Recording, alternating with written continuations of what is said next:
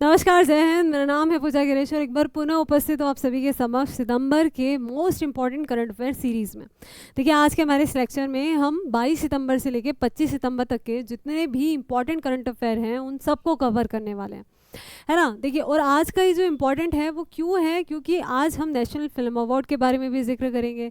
उसके बाद भारत की ओर से ऑस्कर में जिस फिल्म को सिलेक्ट किया गया है उसके बारे में जानेंगे। जो इम्पोर्टेंट अपॉइंटमेंट्स हैं उनके बारे में तीन अपॉइंटमेंट्स आज आपको देखने को मिलेगी, ठीक। उसके अलावा जो भी इम्पोर्टेंट इवेंट्स हुए हैं और साथ ही साथ जो नेशनल और इंटरनेशनल डेज़ हैं उनके बारे में भी जानेंगे। तो शुरुआत करते हैं। और एक और चीज़ कि लास्ट में हम पूरे जो लेक्चर है उसका एक क्विक रिवीजन भी करेंगे ताकि चीज़ें लंबे समय तक हमारे दिमाग में बैठी रहें, ठीक। तो चलिए शुरुआत करते हैं। और जो हमारा सबसे पहला प्रश्न है वो ये है, ठीक है। इस प्रकार से हम क्विक रिवीजन करेंगे पूरे लेक्चर का। जो हमारा पहला क्वेश्चन है कि ऑस्कर 2026 की सर्वश्रेष्ठ अंतर्राष्ट्रीय फीचर श्रेणी में भारत की आधिकारिक प्रविष्टि के रूप में किस फिल्म को चुना गया है। कौन सी फिल्म है जो भारत से ऑस्कर के लिए चुनी गई है और उसका नाम है होम बाउंड। ये नाम याद रखिएगा, होम बाउंड। और इस फिल्म का ये पोस्टर भी आप देख सकते हैं। अगर आपने ये फिल्म देखी हो तो अच्छी बात है, नहीं देखी हो तो कोई बात नहीं, मैं आपको बता देती हूँ कि एक ग्रामीण परिवेश पे फिल्माई गई फिल्म है। दो दोस्तों की कहानी है। एक युवा कैसे उसकी सरकारी नौकरी के लिए स्ट्रगल, उसके बाद उसकी दोस्ती और एक आम युवा की जो कहानी होती है उसी के इर्द गिर्द पूरी कहानी को पिरोया गया है। और अंतर्राष्ट्रीय स्तर पे काफ़ी ज़्यादा सराहना मिली है फिल्म को, है ना। इसीलिए भारत के द्वारा जो है इसे ऑस्कर के लिए चयन किया गया। तो ये चीज़ है, अगर आपको कभी फुर्सत मिले तो आप ज़रूर देखिएगा इस फिल्म को। बाकी कुछ महत्वपूर्ण चीज़ें भी हम जान लें ऑस्कर के बारे में कि इस बार जो है ऑस्कर 98वें क्रम के ऑस्कर 2026 के लिए बेस्ट इंटरनेशनल फीचर श्रेणी में इसे भेजा गया है। दूसरी चीज़, इसमें जो कलाकार हैं वो है ईशान खट्टर, जानवी कपूर और विशाल जेठवा। घोषणा की तिथि जो है वो 19 सितंबर को घोषित किया गया है 2025 को कोलकाता से। और देखिए, एक और उपलब्धि है इस फिल्म के नाम की, टोरंटो फिल्म फेस्टिवल में भी जो है इस फिल्म को प्रदर्शित किया जा चुका है। तो ये चीज़ भी याद रखिएगा, ये फिल्म के मुख्य कलाकार हैं, है ना। चलिए अगला है कि 71वें राष्ट्रीय फिल्म पुरस्कार में सर्वश्रेष्ठ अभिनेता का पुरस्कार किसे मिला है। तो एक जो सबसे इम्पॉर्टेंट चीज़ इस प्रश्न में जानने की है, पहली तो ये कि 71वें क्रम का है, ये चीज़ याद रखिएगा। कभी कभी क्या होता है, सारी चीज़ें छोड़कर सीधा सीधा क्रम पूछ लिया जाता है, जो सबसे आसान चीज़ है, और हम उसी में कभी कभी कंफ्यूज हो जाते हैं। तो आसान चीज़ों को पहले किया कीजिए, टफ को तो करना ही है, ठीक। तो ये चीज़ हो गई। किसे दिया गया है सर्वश्रेष्ठ अभिनेता का पुरस्कार, तो देखिए एक नहीं बल्कि दो अभिनेताओं को संयुक्त रूप से मिला है। एक तो शाहरुख खान को और दूसरा विक्रांत मैसी को, दोनों को संयुक्त रूप से। तो सही उत्तर है क्या, सी, ए और बी दोनों। एक और बहुत महत्वपूर्ण उपलब्धि है 71वें राष्ट्रीय फिल्म पुरस्कार की कि एक छोटी सी बच्ची महज 5 वर्ष की, सबसे कम उम्र में उसे राष्ट्रीय फिल्म पुरस्कार मिला है। नाम है त्रिशा और फिल्म का नाम है नाल 2। तो ये भी बहुत इंपॉर्टेंट पॉइंट हो जाता है, ठीक। तो इसके लिए मैं एक अलग से जो नेशनल फिल्म अवार्ड है उसके लिए एक अलग से लेक्चर लेकर आने वाली हूँ। तो नेशनल फिल्म अवार्ड से संबंधित जितने भी इंपॉर्टेंट पहलू टॉपिक्स हैं, उनके एमसीक्यूज़ हैं, थ्योरी है, उन सब को हम एक ही लेक्चर में कवर कर लेंगे ताकि आपका पूरा टॉपिक कवर हो जाए और आपको 10 जगह परेशान होने की ज़रूरत ना पड़े। चलिए, और इस अवार्ड से संबंधित जो कुछ महत्वपूर्ण तथ्य भी हम देख सकते हैं उन्हें भी देख लेते हैं। जैसे सर्वश्रेष्ठ अभिनेत्री का पुरस्कार जो है वो रानी मुखर्जी को मिला है। विक्रांत मैसी को उनकी किस फिल्म के लिए सर्वश्रेष्ठ अभिनेता का पुरस्कार मिला है, तो 12th फेल के लिए। और शाहरुख खान को जो मिला है वो जवान फिल्म के लिए मिला है। साथ ही साथ जिस बच्ची के बारे में मैंने आपको बताया उसका नाम है त्रिशा थोसार, और नाल 2 मूवी के लिए उसे ये पुरस्कार मिला है। अब देखिए, वो जो है सबसे कम उम्र की राष्ट्रीय पुरस्कार विजेता बन गई है। तो ये चीज़ बड़ा ध्यान रखने योग्य है, ठीक। इस चीज़ को याद रखिएगा। चलिए आगे बढ़ते हैं। अगला है कि भारत सरकार ने 2023 का दादा साहब फाल्के पुरस्कार किसे दिया है ना, किसे दिया है। तो ये जो अवार्ड है ये भी नेशनल फिल्म अवार्ड के साथ ही दिया गया है। और किसे दिया गया है, तो श्री मोहनलाल को दिया गया है। ये तस्वीर भी आप देख सकते हैं, साउथ फिल्म में आपने ज़रूर देखा होगा, है ना। कुछ इंपॉर्टेंट पॉइंट्स भी जान लेते हैं, जैसे कि ये जो है 2023 के लिए दिया गया है दादा साहब फाल्के पुरस्कार, और उसी के साथ भारतीय सिनेमा में उत्कृष्ट योगदान को सम्मानित करने के लिए दिया जाता है। साथ ही साथ भारत का ये सर्वोच्च फिल्म सम्मान भी है ना। तो ये चीज़ याद रखिएगा। आगे बढ़ते हैं। अगला है कि 10वें राष्ट्रीय आयुर्वेद दिवस 2025 को पहली बार किस निश्चित तिथि को मनाया गया है। यानी कि प्रतिवर्ष जो राष्ट्रीय आयुर्वेद दिवस है वो किस तिथि को मनाया जाता है। तो कौन सी तिथि को मनाया जाता है, तो 23 सितंबर को मनाया जाता है। और कौन से क्रम का है, 10वें क्रम का है। यानी कि इस बार 10वीं बार ये मनाया जा रहा है ना। और ये राष्ट्रीय है, ये चीज़ भी याद रखिएगा। क्यों मनाया जा रहा है, तो जाहिर सी बात है आयुर्वेद के महत्व को और ज़्यादा समझाने के लिए, जागरूकता फैलाने के लिए, है ना। और एक पीढ़ी से दूसरी पीढ़ी तक हमारे जो आने वाले भावी युवा हैं उनको इसके महत्व के बारे में समझाने के लिए प्रतिवर्ष मनाया जाता है। ठीक, तो ये चीज़ याद रखिएगा। और इसकी जो थीम है वो जानना बेहद महत्वपूर्ण है कि Ayurveda for people and planet, ये चीज़ है। साथ ही साथ आयुर्वेद की शिक्षा और शोध, समाज से जोड़ना, इन सब चीज़ों के लिए। ठीक, चलिए अगला है कि हाल ही में अंतर्राष्ट्रीय शांति दिवस कब मनाया जाता है। वो नेशनल था, ये इंटरनेशनल है। ठीक, शांति दिवस। और आज के समय में इस दिवस की जो महत्व है वो सबसे ज़्यादा है। क्यों, क्योंकि हम देखते हैं कि अंतर्राष्ट्रीय स्तर पे अभी सबसे ज़्यादा अशांति है ना। चाहे वो यूक्रेन हो, रशिया हो, नेपाल हो। नेपाल में भी हमने देखा जेनजी आंदोलन कितने बड़े स्तर पर हुआ। इसके अलावा हम देखते हैं कि फ्रांस में भी बहुत ज़्यादा राजनीतिक अस्थिरता है। भारत में आए दिन हमको इस तरह की चीज़ें देखने को मिलती है। तो अंतर्राष्ट्रीय स्तर पे अमेरिका में भी राजनीतिक अस्थिरता है। ठीक, तो बहुत ज़्यादा दिक्कतें हैं। इजराइल हो गया, गाज़ा हो गया। ठीक, तो बहुत सारी, इसलिए यूनाइटेड नेशन के द्वारा जो है ये मनाया जाता है अंतर्राष्ट्रीय शांति दिवस। और कब मनाया जाता है, तो 21 सितंबर को मनाया जाता है। ये चीज़ याद रखिएगा। कुछ इम्पॉर्टेंट फैक्ट्स भी इसके बारे में देख लेते हैं कि 1981 में यूनाइटेड नेशन के द्वारा इसकी शुरुआत की गई थी और विश्व में शांति और हिंसा को रोकने के लिए इसकी शुरुआत की गई। थीम के बारे में जान लेते हैं कि थीम क्या है, तो action for piece, building bridges not walls. ठीक, ये इसकी थीम रही है इस बार की। साथ ही साथ पूरे वर्ष के जितने भी महत्वपूर्ण दिवस होते हैं उनको मैंने एक जगह कलेक्ट करके ला दिया है। आप चाहें तो स्क्रीनशॉट ले सकते हैं, जनवरी से लेकर दिसंबर तक। चलिए अगला है कि भारत का इकलौता सक्रिय ज्वालामुखी बैरन आइलैंड किस राज्य या केंद्र शासित प्रदेश में स्थित है और हाल ही में इसमें क्या गतिविधि हुई। एक ही प्रश्न में दो प्रश्न पूछे गए हैं। पहली चीज़ तो ये कि जो बैरन आइलैंड है वो कहाँ पे स्थित है, और दूसरी चीज़ कि इसमें क्या गतिविधि हुई कि हम ये प्रश्न आपसे पूछ रहे हैं। तो बैरन जो आइलैंड है वो अंडमान और निकोबार द्वीप समूह में स्थित है। और अभी हाल ही में क्या हुआ है कि यहाँ पे राख और लावा का प्रवाह देखा गया है। क्यों, क्योंकि ये भारत का एकमात्र सक्रिय ज्वालामुखी है जो पुनः सक्रिय हो गया। और इस प्रकार की जो तस्वीरें हैं वो बहुत तेज़ी से देखने को मिल रही है। ठीक, इसमें से लावा निकलना शुरू हो गया है। लेकिन एक राहत की बात यह है कि यहाँ पे जो है कोई लोग नहीं रहते हैं, जिस कारण से किसी भी प्रकार की मानव हानि की कोई संभावना नहीं है और प्रशासन भी एक्टिव है। ठीक, तो इस प्रकार की आप तस्वीरें देख सकते हैं। और अगर कुछ इम्पॉर्टेंट फैक्ट्स इसमें हम देखें तो यहाँ पे क्या हुआ है कि 4.2 तीव्रता का भूकंप यहाँ पे देखा गया और जिसके चलते लगातार यहाँ पे जो है लावा का स्राव हो रहा है। और ये जो है द्वीप निर्जन है, यहाँ पे मानवीय जीवों को कोई खतरा नहीं है और अधिकारी भी जो है एक्टिव है। ठीक, ये चीज़ हो गई। एकमात्र सक्रिय, भारत का एकमात्र सक्रिय ज्वालामुखी है ये चीज़ भी याद रखिएगा। चलिए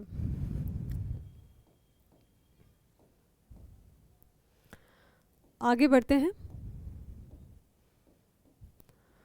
अगला है हाल ही में CISF के महानिदेशक के रूप में किसे नियुक्त किया गया है। किसकी बात हो रही है, तो CISF के महानिदेशक की बात हो रही है ना।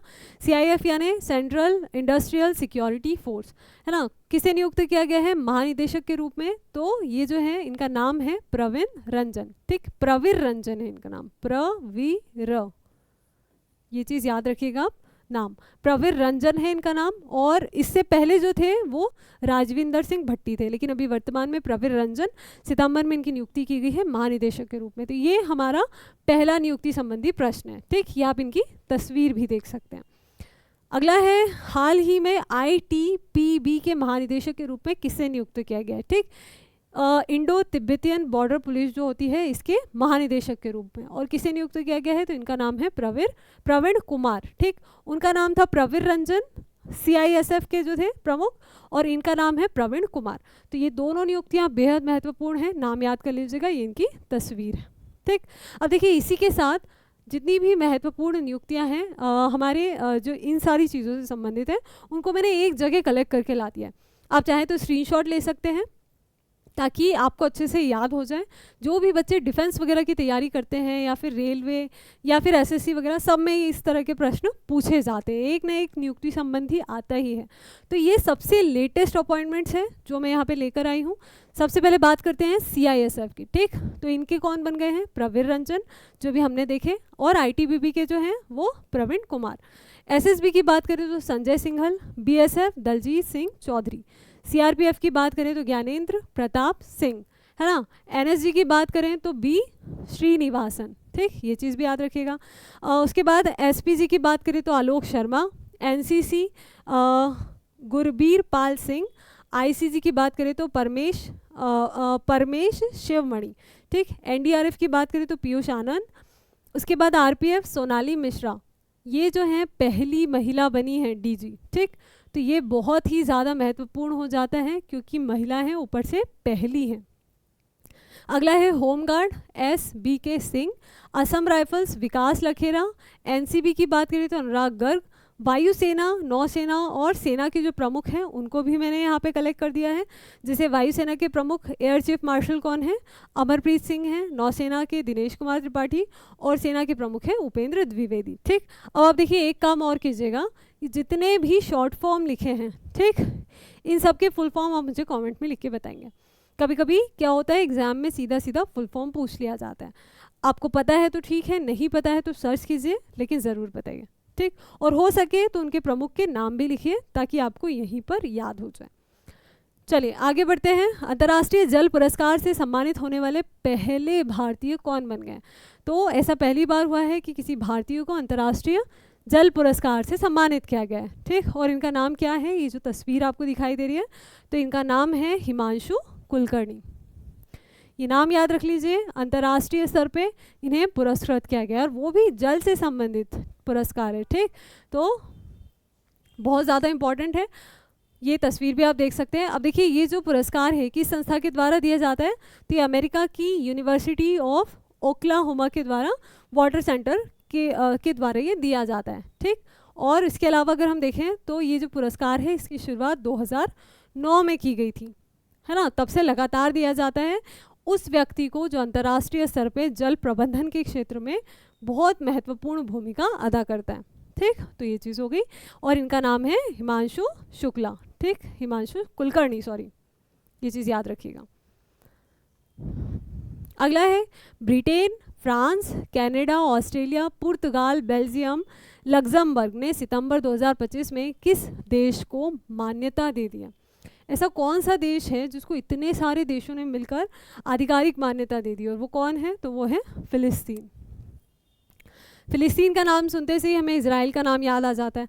देखिए यहाँ पे मैप में भी बता देती हूँ, ये जो नीला वाला दिख रहा है ये इजराइल है और ये वाला जो हरा वाला है ये फिलिस्तीन है, ठीक। और फिलिस्तीन का ही एक हिस्सा जो गाज़ा पट्टी है वो भी इजराइल के ही क्षेत्र में आता है, जिस कारण से लगातार यहाँ पे भूमि विवाद होता है। और इसी के समाधान के लिए इतने सारे देशों ने मिलकर इसे जो है फिलिस्तीन जो है इसे अलग से एक देश का दर्जा दे दिया है, ठीक, देश की मान्यता दे दी है। चलिए इसके अलावा देखिए कुछ और इम्पॉर्टेंट चीज़ें देख लेते हैं कि ये फिलिस्तीन को स्वतंत्र राष्ट्र के रूप में मान्यता दी गई है और किस किस देश ने दे दी है? तो ब्रिटेन, कनाडा, ऑस्ट्रेलिया, पुर्तगाल, बेल्जियम, लग्जमबर्ग, माल्टा, मोनाको, एंडोरा, सैन मारिनो और आर्मेनिया, ठीक। तो इन सब ने मिलकर दे दी है। इसके अलावा देखिए एक चीज़ और सबसे महत्वपूर्ण मैं आपको बताती हूँ कि जो यूनाइटेड नेशन का सिक्योरिटी काउंसिल होता है, ठीक, इसके कुल जो मुख्य 5 सदस्य होते हैं उसमें से 4 ने तो समर्थन दे दिया है, लेकिन एक देश के द्वारा जो है समर्थन नहीं दिया गया। और किसके द्वारा? अमेरिका के द्वारा नहीं दिया गया। तो कभी कभी क्या होता है स्टेटमेंट वाले जब क्वेश्चंस आते हैं तो उसमें पूछ लिया जाता है कि किस एक के द्वारा समर्थन नहीं दिया गया है।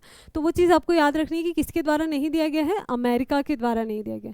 बाकी उन 5 में से चीन, फ्रांस, रूस और ब्रिटेन इनके द्वारा मान्यता दे दी गई है, ठीक। मान्यता देने वाले देशों में ये शामिल है, जबकि अमेरिका शामिल नहीं है। तो ये चीज़ आप याद रखिएगा, है ना। चलिए, और इसी इनके द्वारा क्या है कि 2 स्टेट सॉल्यूशन को जो है वो जारी किया गया है, यानी कि दोनों को अलग अलग स्टेट बना दिया गया है, जिस कारण से ये उम्मीद लगाई जा रही है कि अब दोनों के बीच जो विवाद है उसमें हमें कमी देखने को मिलेगी। ठीक, चलिए अगला है, देखिए एक और नियुक्ति से संबंधित प्रश्न कि हाल ही में बीसीसीआई का नया अध्यक्ष किसे नियुक्त किया गया है। ठीक, क्रिकेट प्रेमी याद कर लीजिए, है ना, बीसीसीआई के नए अध्यक्ष किसे नियुक्त किया गया है और उनका नाम है मिथुन मनहास। ये नाम याद रखिएगा, ये इनकी तस्वीर है। इससे पहले कौन थे, कमेंट में मुझे ज़रूर बताइएगा, है ना। देखिए कुछ इंपॉर्टेंट चीज़ें बीसीसीआई से रिलेटेड हम याद कर लेते हैं, जैसे board of control for cricket in India, BCCI का फुल फॉर्म। ठीक, स्थापना कब हुई थी, तो 1928 में, मुख्यालय मुंबई महाराष्ट्र में स्थित है। इसके अलावा बीसीसीआई का कार्य क्या होता है, तो जितना भी क्रिकेट से संबंधित महत्वपूर्ण जो आयोजन होते हैं, जैसे आईपीएल हो गया, Ranji trophy, Vijay Hazare trophy, Syed Mushtaq Ali trophy, इन सब का आयोजन कराने का कार्य होता है। ठीक, इसके अलावा आईसीसी का सदस्य भी है बीसीसीआई, और वर्तमान में इसके जो अध्यक्ष बन गए हैं वो कौन है, मिथुन मनहास। कब से, सितंबर 2025 से। ठीक, तो ये चीज़ याद रखिएगा आप। आगे बढ़ते हैं, अगला है कि हाल ही में भारतीय सेना ने अमोघ फ्यूरी अग्नि अभ्यास कहाँ आयोजित किया। तो पहली चीज़ तो ये कि जो अमोघ फ्यूरी है ये किसी दो देशों के बीच में नहीं, बल्कि भारत के ही अंदर भारतीय सेना के द्वारा ही किया जा रहा है। और क्यों किया जा रहा है, तो भारतीय जो सेना है उसको और ज़्यादा सुदृढ़ करने के लिए, युद्ध अभ्यास करके दूसरे देशों के प्रति अपनी ढाल को और ज़्यादा मजबूत करने के लिए किया जा रहा है। और कहाँ पे किया गया, तो राजस्थान में, राजस्थान के थार में, है ना। ये इस प्रकार से आप तस्वीर भी देख सकते हैं। तो इसका नाम क्या है, अमोघ फ्यूरी है। और इसके अलावा अगर हम देखें तो थार रेगिस्तान में, राजस्थान में 19 से लेके 20 सितंबर 2025 को इसका आयोजन किया गया, अपनी युद्ध क्षमताओं को और बढ़ाने के उद्देश्य से। ठीक, अगला है, हाल ही में वनडे क्रिकेट में किसी भी भारतीय के द्वारा सबसे तेज शतक किसने लगाया, एक और रिकॉर्ड बन गया है। ठीक, तो जब भी कोई क्रिकेट में कोई रिकॉर्ड टूटता है तो वो जो प्रश्न होता है वो बहुत महत्वपूर्ण हो जाता है। दूसरी चीज़, किसी महिला ने ये रिकॉर्ड तोड़ा है तो अपने आप में महत्वपूर्ण। ठीक, तो आप शक्ल देख के पहचान पा रहे होंगे कौन है, स्मृति मंधाना। इनके द्वारा जो है रिकॉर्ड बनाया गया है कि महज 50 गेंदों में इन्होंने जो है शतक जड़ दिया है। अभी तक ये रिकॉर्ड किसके नाम था, तो विराट कोहली के नाम पे था। उन्होंने 52 गेंदों में शतक जड़ा था 2013 में, है ना। तो ये चीज़ याद रखिएगा। कुछ महत्वपूर्ण पॉइंट्स देख लेते हैं, जैसे ये जो मैच है वो कहाँ पे हुआ था, तो भारत में ही हुआ था, अरुण जेटली स्टेडियम दिल्ली में। और किसके बीच में, भारत वर्सेस ऑस्ट्रेलिया, तीसरे वनडे में, है ना। 20 सितंबर को ये मैच हुआ था और इसमें इन्होंने जो रिकॉर्ड जड़ा है इसमें 50 गेंदों में इन्होंने शतक बनाया था। ठीक, तो ये महिला और पुरुष दोनों में एक रिकॉर्ड बन चुका है ना। और पहले जो रिकॉर्ड था ये किसके नाम था, तो विराट कोहली के नाम पर था। उन्होंने 52 गेंदों में शतक जड़ा था, कब, 2013 में। तो काफ़ी बड़ा नाम हो चुका है, वैसे तो है पहले से ही है स्मृति मंधाना। अगला प्रश्न है कि हाल ही में नवीन एवं नवीकरणीय ऊर्जा मंत्रालय ने किस ऊर्जा पर पहली राष्ट्रीय नीति का अनावरण किया है। अब देखिए फिर पहला जुड़ गया, ठीक, तो इम्पॉर्टेंट हो गया। और दूसरा नवीकरणीय ऊर्जा से संबंधित है ना, तो और ज़्यादा महत्वपूर्ण हो गया, क्योंकि सरकार क्या कर रही है, नवीकरणीय ऊर्जा को तेज़ी से बढ़ावा दे रही है ना। तो किस ऊर्जा के लिए बनाई गई ये नीति, तो भूतापीय ऊर्जा। ठीक, ये चीज़ याद रखिएगा आप, भूतापीय ऊर्जा से संबंधित ही नीति बनाई गई। और मैप में ये जो येलो येलो आपको दिख रहा है, यहाँ पे भूतापीय ऊर्जा की संभावना सबसे ज़्यादा है। ठीक, चलिए अब देखिए मैं आपको बता दूं कि भूतापीय ऊर्जा क्या होती है।